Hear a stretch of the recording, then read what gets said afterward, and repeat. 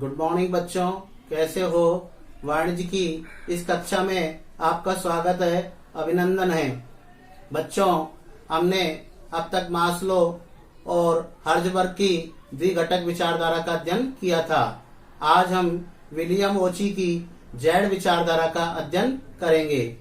इस विचारधारा का प्रतिपादन वर्ष 1981 में विलियम एच ओची ने किया था। इन्होंने ये अमेरिका और जापान के कुछ कार्मिकों के ऊपर अनुसंधान किया और उसके आधार पर कुछ निर्णय लिए। तो वो निर्णय किस प्रकार के थे, उनका हम अध्ययन करने जा रहे हैं। आप ध्यानपूर्वक सुनिए। प्रोफेसर ओची ने अमेरिका एवं जापान की कई बड़ी बड़ी कंपनियों की प्रबंध व्यवस्था का अध्ययन किया और उसके बाद ये जेड विचारधारा का प्रतिपादन किया। जेड विचारधारा जापानी एवं अमेरिकी प्रबंध के तुलनात्मक अध्ययन पर आधारित है। अमेरिकी प्रबंध से श्रेष्ठ इन्होंने जापान प्रबंध को माना है। उन्होंने इस विचारधारा के अंतर्गत कुछ बातें वहां पर देखी जो इस प्रकार से है। इन्हें हम जेड विचारधारा की मान्यताओं के नाम से जानते हैं। सबसे पहली बात यहाँ आती है आजीवन रोजगार योजना। जापानी संस्थाओं में एक बार चयन करने के पश्चात मंदी काल में भी कर्मचारियों को किसी भी स्थिति में ना तो छटनी की जाती है और ना ही उनको हटाया जाता है।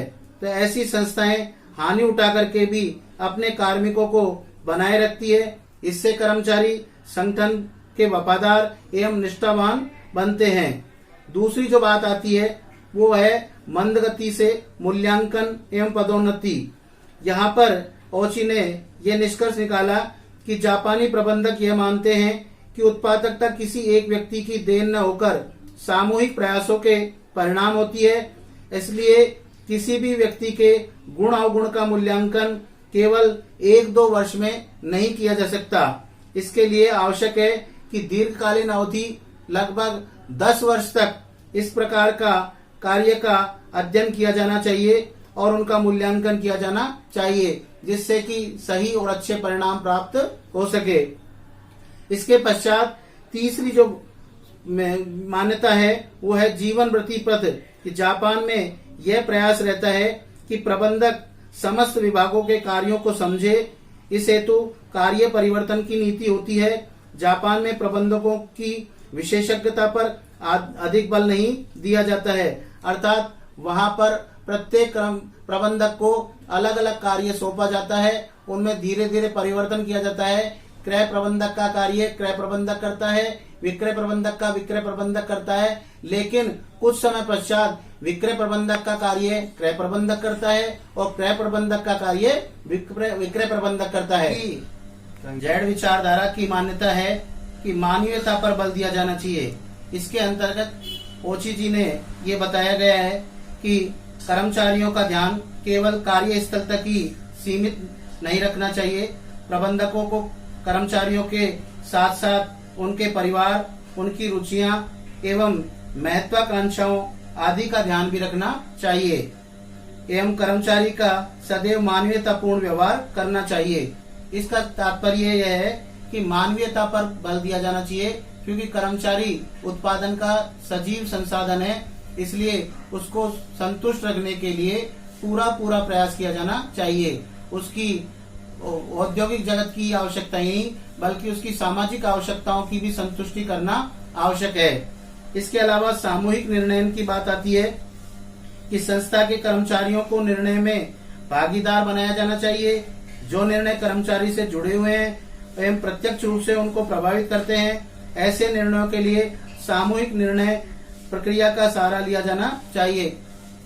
इसका तात्पर्य है कि प्रबंध में श्रमिकों की सहभागिता को महत्व दिया जाना चाहिए और जो संस्था से जुड़ी हुई समस्या है उसके लिए संस्था विचार विमर्श करे, लेकिन जो कर्मचारियों से संबंधित समस्या है उसका समाधान कर्मचारियों से पूछ करके ही किया जाए तथा उसकी पूरी कोशिश की जानी चाहिए कि कर्मचारी उस समस्या के समाधान से संतुष्ट होकर के कार्य करे। इसके पश्चात मानव संसाधन विकास की बात आती है।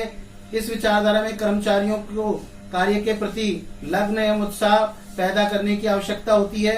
मानवीय संसाधनों की विकास की योजनाएं बनाई जानी चाहिए।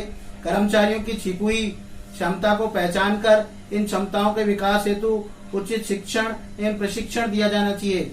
समय समय पर यदि शिक्षण और प्रशिक्षण की व्यवस्था की जाएगी तो कर्मचारी अपने कार्य में दक्ष होगा, प्रशिक्षित होगा और पहले की अपेक्षा अधिक कुशलता पूर्वक वह कार्य को कर पाएगा। इसके अलावा अनौपचारिक नियंत्रण की व्यवस्था होनी चाहिए।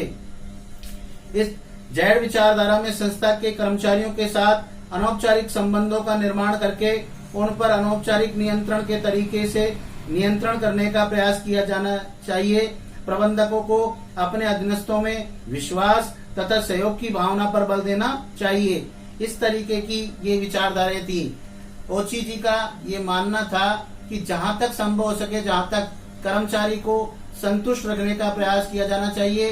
कर्मचारी की व्यक्तिगत समस्याएं, सामाजिक समस्याएं, औद्योगिक जगत की समस्याएं, इन सभी समस्याओं का ध्यान रखना चाहिए। उसके विकास के लिए पर्याप्त अवसर दिए जाने चाहिए। समय समय पर उसका मार्गदर्शन किया जाना चाहिए। उसको प्रशिक्षण की व्यवस्था की जानी चाहिए। इसके साथ साथ कर्मचारियों को संतुष्ट रखने के लिए आसपास की जो कार्यस्थल की व्यवस्थाएं हैं वो अधिक अच्छी तरीके से की जानी चाहिए। इस तरीके से यदि कार्य किया जाएगा या इस तरीके की व्यवस्था की जाएगी तो निश्चित रूप से कर्मचारी संस्था में मन लगा करके कार्य करेंगे और पहले से अधिक श्रेष्ठ अच्छे परिणाम प्राप्त होंगे।